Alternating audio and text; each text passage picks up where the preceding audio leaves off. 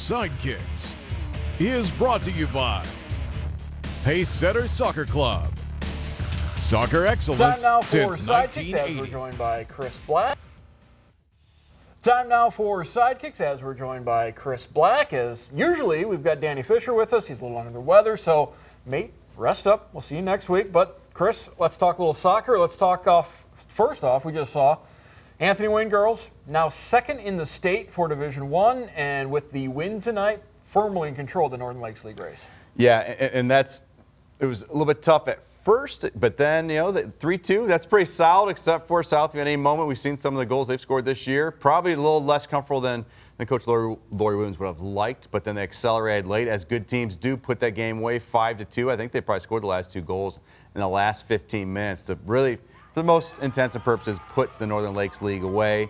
You never know. Things can happen, but the favorites to upset them are done and over with.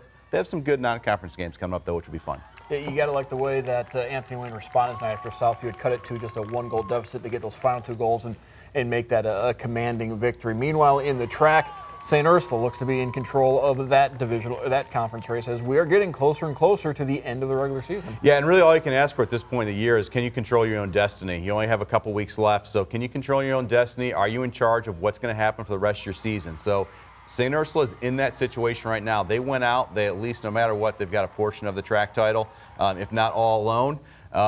Finley's still in there. Notre Dame's still in there. Clay's still in there. That's kind of exciting to have that many teams available. Maybe Central Catholic, because they did get the 1-1 tie earlier, a huge tie for them. So it's up in the air, but if St. Ursula, you're getting some players back now, if they keep going, that is theirs to come down to the end of the season. Always on that last Saturday.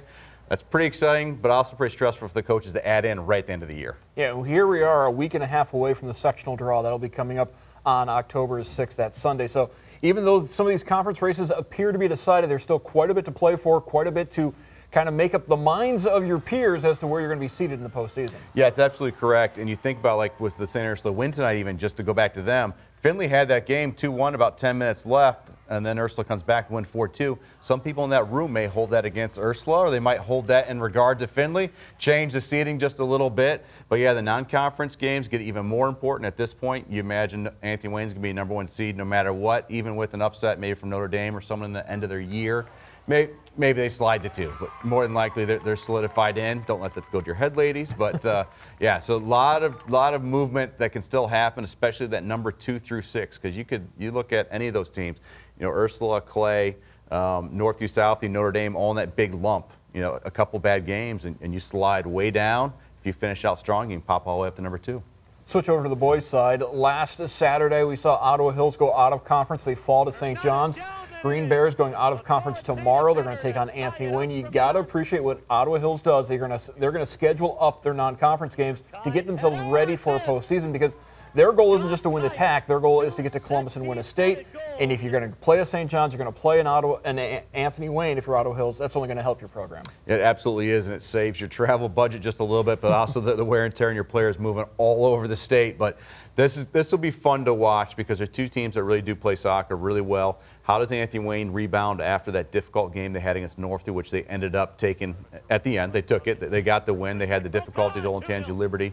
So how do they come against this? 2 premier forwards on the boys' side. John Kite for Anthony Wayne sitting on a bundle of goals. I think he's at 18 right now, depending on what's happened the last couple of days. And then Zach Mocha. How do they compare? I think it's going to be some fun soccer. Talking to earlier coaches today, they're thinking, this would be kind of interesting. See what happens on that game. And both teams are going to come up for that game. They're both used to difficult games. And the big question is probably going to be, if Ottawa Hills does lose this game, it is what it is, but they lost the game to St. John's, lost the game from Anthony Wayne in about a week. Can they stay on target? I think they can, because they know, like you said, they're just trying to get better for their tournament run. Looking ahead for Pacesetter, the boys' season starting to start up for Pacesetter as well.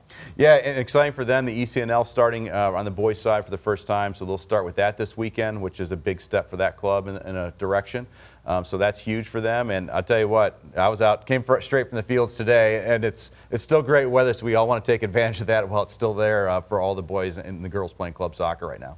And certainly Jay Burschbeck will take your thanks for the great weather. That's going to do it for us tonight on the Sidekicks.